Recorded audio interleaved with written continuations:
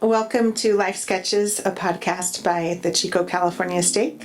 I'm Melanie McLaughlin, and today we have Jack Yerman visiting with us. Thank you so much for taking your time to come talk with us today. Well, thank you for inviting me. You're kind of a legend in these parts.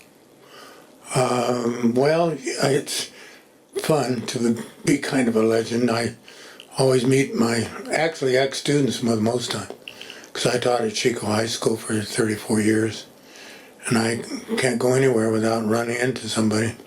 Without running into them. Do you think that's your biggest legend that you've left so far? Legacy? I don't know what a legacy is quite, but I think that I try to give people a good experience when they meet me. Good. Well, I want to start at the beginning. You were born in Woodland, California? Yes, I was. And how many siblings did you have? I had one sister, and I had no father in the house. My grandmother raised me. My mother worked as a night nurse. So your grandmother was with you most of the time? Yes, she was a homemaker. And go ahead, were you going to say something else? Okay. And you went to UC Berkeley. How did you choose that college? How did you choose it? I chose it because basically the two gentlemen I worked for owned a big drugstore in town, were alumni, and they kept taking me to the games and making sure I would go to Cal. And so it was a good experience. Hard university, a lot of kids, but great sports program. Mm-hmm. And what sports did you do there? I played football, and I went to the Rose Bowl, and I ran track and field. So I did two sports. It took up a lot of my time. Mm-hmm. And did you start those sports in high school? Yes, I did them in high school. But I really wasn't very good until my senior year in anything. I was kind of a late bloomer. So you were a late bloomer. Right. I started high school at 13 and I was in college at 17. Okay. That's pretty young for college. Probably on the young side, yeah. Okay. And where did you meet your wife? My first wife I met in college, actually at a party, and we're the only two at Berkeley who weren't drinking. Okay. At the party, so we kind of got together, and you know how colleges are. Pretty soon I was going to church with her, and then later got baptized, and 4 kids. And 4 kids. So she was a member of the church. Yeah, all her life. At Berkeley. Okay. And so she introduced me to the church, and I enjoyed it a great deal. Uh-huh. And what brought you to the Chico area from Woodland and Berkeley? Well, I wanted to live in Northern California. I tried Bay Area, and freeways and clutter, I hated it. So I wanted to move back to a smaller town and raise my children like Woodland. It's a great place to be a kid. And so we chose Paradise because it had 1 high school and 1 ward, and that was perfect. Small community. Small community. Kids can go out and don't worry about them. They come back later, maybe, And so that's what we did, and we enjoyed the whole area. And I like Chico, I like Paradise, I like the whole Northern California as adverse to Southern California. Mm-hmm. So you had some pretty great moments around your college years. Do you want to share some of your great achievements with us? Great achievements, I'm not sure. I did run for a student body president once and failed. That was a failure, but it taught me a lot. But in college, we broke 9 world records We had a very good team of cluster of guys that were there at the time. And I got to go to Europe several times. Later when I got out of college and went in the military, because everybody had to go then because of the Cold War, I was assigned to the State Department. They sent me all over the world, 8 of us, and we did goodwill trips and as ambassadors in places like countries of Africa and Asia, because we were kind of soft diplomacy, and we were in a Cold War with the Russians. And I guess we still are. Hear about the Russians sending Warner troops into Africa. So that was a great time. Yeah, you traveled quite a bit. Yeah, it was great duty, and it was better than what I would have done if I was at home, because you just sit around doing nothing in the Army, a lot of it. So I enjoyed it a great deal. So did you compete in the Olympics before or after Army days? Before, I was competed in my last year in college. Okay. And then I didn't try again because it's pretty. I had to go to work. There's no. Now you get paid if you're. Fact is, I heard you get up to $100,000 for winning a gold medal. But we didn't get much except hello. And if you're a real guy, you could maybe get in a cowboy movie. But no cowboy movies for you? No, but I did do a McDonald's ad. Yeah, got enough money to buy a nice camera. Nice. Yeah. And was that while you were competing in the Olympics? No, that was later, but okay. They used film from the previous Olympics. Mm-hmm. And so it wasn't actually live me, it was old film, but they paid me for it. Nice. Mm-hmm. And so you're this world traveler and a gold Olympian, and you end up in Paradise, California. And what did you do for your work? Well, I was a teacher at Chico High School for 34 years. And then my wife, Margot, was extremely service-oriented and active in everything that happened. And so I was involved in civic activities right from the get-go to the end. And she raised a lot of money for all kinds of causes, including a $7 million auditorium that she and a couple friends could raise the money for. So, you tag along and carry the baggage. Make them look good. Yeah. Yeah. Well, I just supported her and all that stuff. So, they made me Man of the Year one year up there, and she got Woman of the Year, and my daughter got Teenager of the Year once. So we were in everything. Yeah, very involved in the community. Mm-hmm. What did you teach at Chico High? Mostly economics, and I coached. I was going to ask about coaching. Yeah, I coached track and field and cross country, mm-hmm. and that was a fun time. It's nice to see your athletes later having successful. Some of them are. Mm-hmm. And then you did another little job for 4 years. Where was that? Oh, I was personnel manager for the Johnson & Johnson company on the West Coast in Menlo Park. And that was right out of college. Okay. And then I decided that teaching was what I really liked to do. So then I went to Stanford. Okay.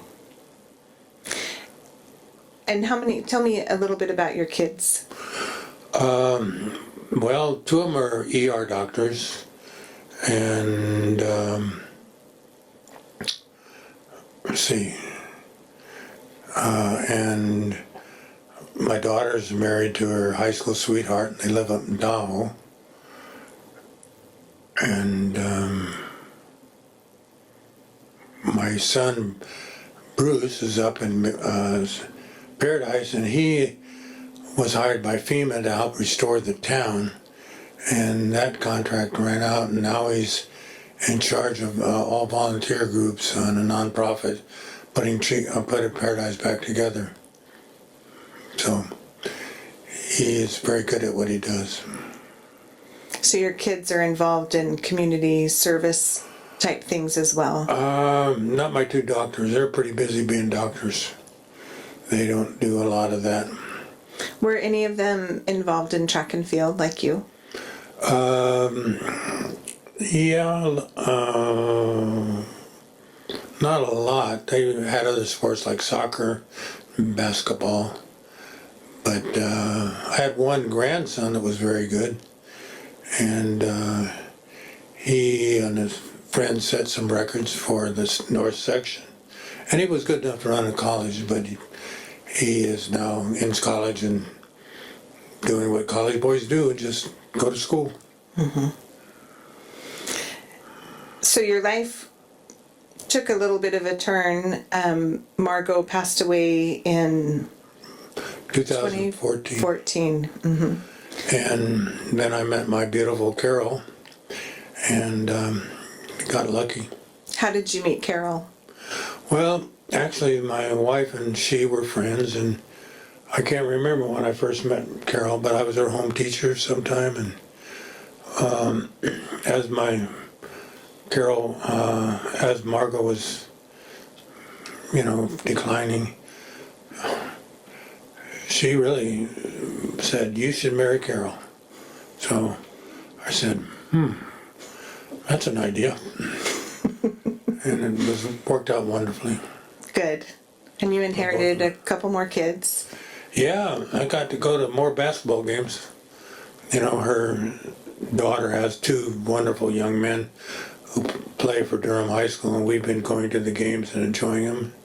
And it's nice to go to sports events. I love to watch the kids, and I have a hobby now of taking pictures of kids and giving them to the families. Mm-hmm.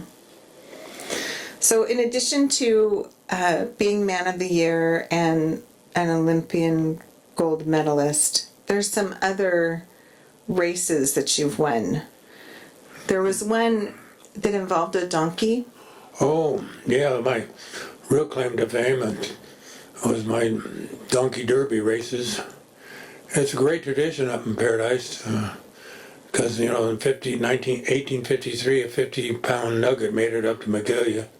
So still do, right through the fire and everything, they've run the donkey derby, 3.7 miles from Whiskey Flat up to what would have been the bar in Magalia, where they showed it off.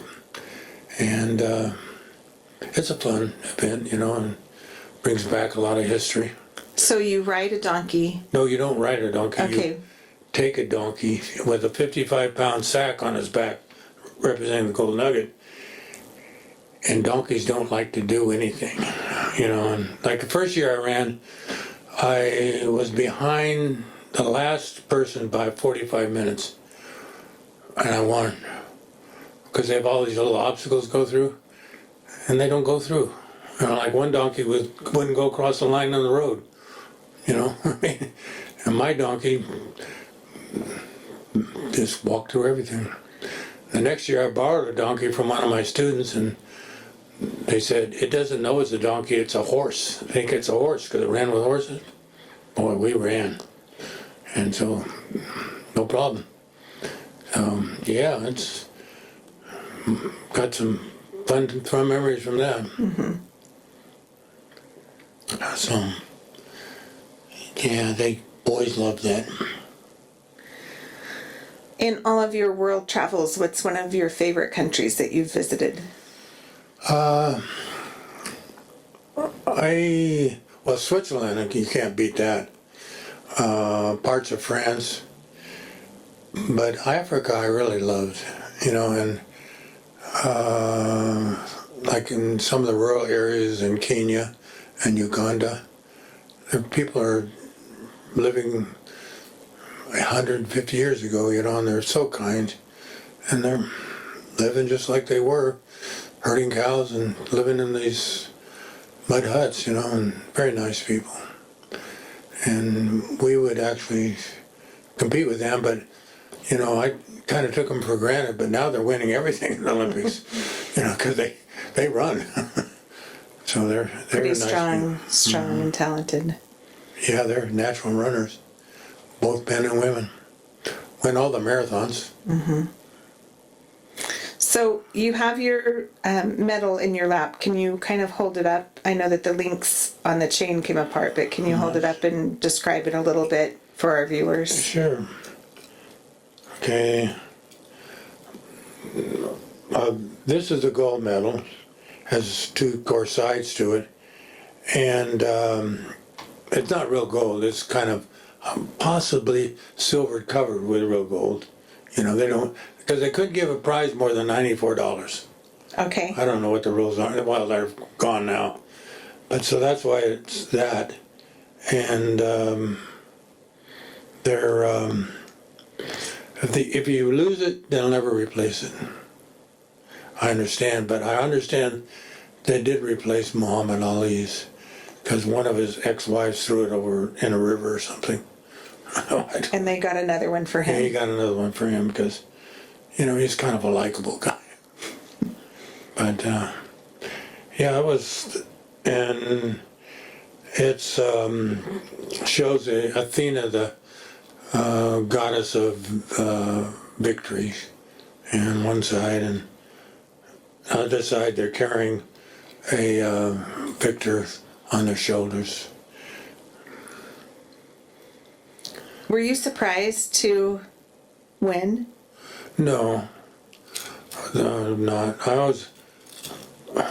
I won this in a relay, and a friend of mine won the Open and set a new world record. So we were better than anybody in the world in that particular event, and we didn't really worry about it. I mean, we'd worried about it, but it was pretty apparent.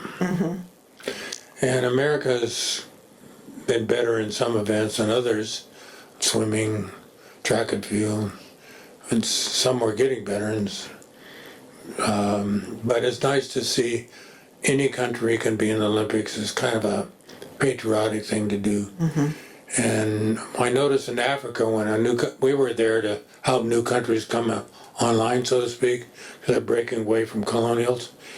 And the first thing they wanted to do is have somebody in the Olympics and have an airline with their name on them.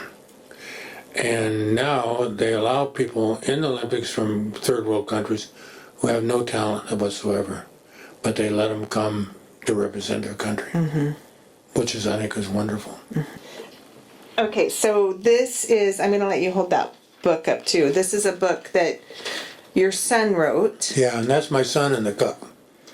Oh, it is? Yeah. That's him on the cover with you. Right, he's Okay. in the cup. I was in Philadelphia, and we're on just a fun trip, you know, going through the different indoor meets. And so, he's just kind of worked out. I'm going to put him in the cup. So he didn't like it, but he cried, but made every paper in America. I mean, how can you beat that, huh? Take that off the Associated Press line, huh? Yeah, that's a great photo. Isn't that a great photo? So, yeah, that's Bruce, and he's a good writer. And most of my stories are in here, you know. Like, this is a picture in Africa talking to kids. Just happens to be, and there's a lot of fun experiences in here. This is, for example, winning the Olympic trials to go on the trip. And this young man next to when he was second, the guy that actually wins the Olympics is back here for the trials. He was Otis Davis. He was a wonderful young man. So what inspired Bruce to write a book about you? Well, as he says in the start of it, he says, you know, I kind of tell stories. So, you know, we would be working and I'd be driving and I'd tell him a new story, you know. And so he decided he's going to write them down. So he wrote them down. And it's a great gift to give to people. And it's kind of good for my family, because it's all down in writing now. Did he end up interviewing you a lot, or did he recall stories from memory? He had me edit it several times, and he did a lot of research. He's a great researcher. So, he got even foreign newspapers and had people translate them. So I think he did it to make sure most of my stories are basically true. Like one time we're in Germany, and we're in Berlin, which was behind the Iron Curtain, and the Russians gave us all kinds of hassle, including sending jet planes at our hotel. Well, you don't know if that's all true, but it was, and so he read it in German and said, okay, Dad was telling the truth. Dad's kind of okay. Yeah. So he did a lot of research, and he from all over the world and country. So he got it right. Did he focus just mainly on younger years? No, he focused mostly on college and beyond. Okay.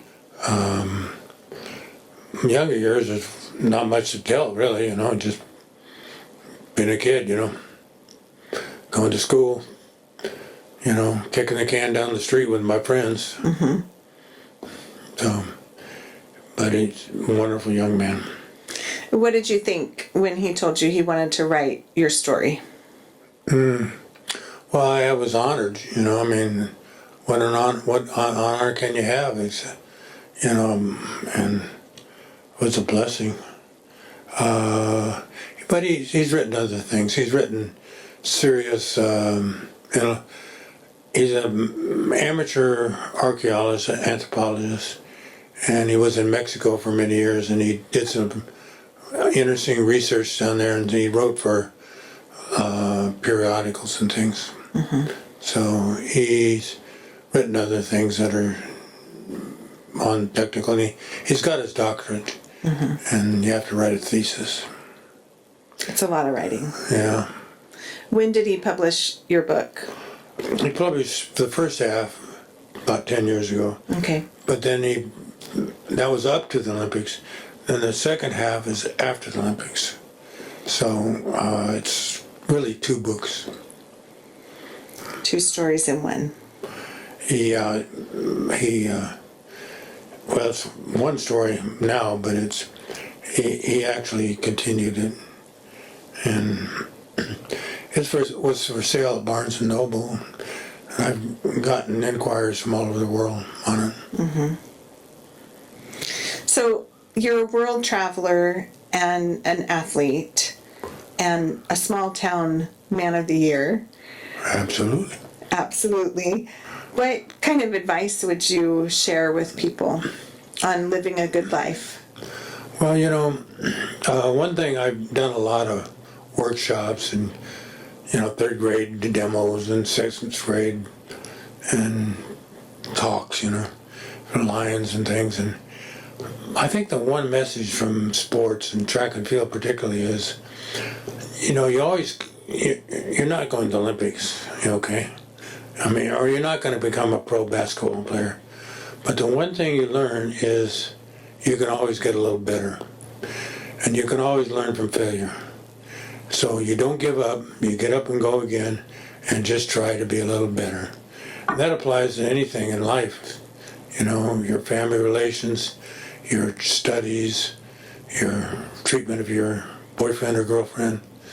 Just be a little better tomorrow. And try to not learn from that mistake you made. So, and that's what happens to a lot of people. They give up before they make it, drop out of college or give up on that hope of a job or something. Think that their chance is over. Yeah, their chance is over, but you see so many that come back and just keep chugging and make it. Or they get closer. If you don't set a high goal, you got a low goal then, so you don't go as high.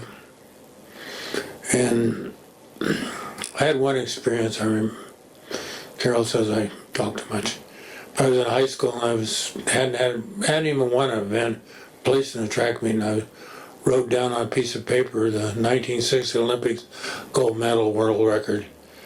And a young man behind me started laughing so loud.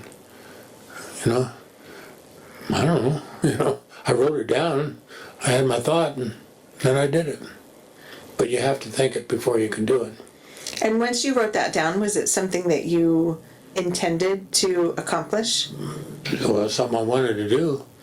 And actually I was thinking about being a good athlete all the time.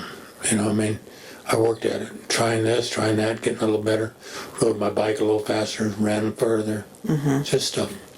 All adds up. And all of a sudden, God blessed me, and there I was.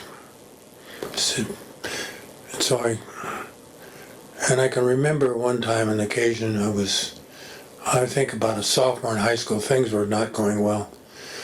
And I had a kind of a dysfunctional family life. And I was out in the backyard on a warm summer day, and I was thinking and pondering, and I felt a warm feeling come over me and said, "You'll be okay, you'll be fine, and I'll take care of you." And I'm sure that was, and I had no idea what that was, but I found out later that was the Holy Ghost. And I'm going, okay, I'll take that. And so I think that was my mentor in life, was that feeling. And I didn't know that was the Holy Ghost until I was about a senior in college and heard a talk at Stake Center. You know, oh, that's what happened. So it's been a fun life, and it only gets better. Well, thank you very much for coming and visiting with us. Okay, thank you.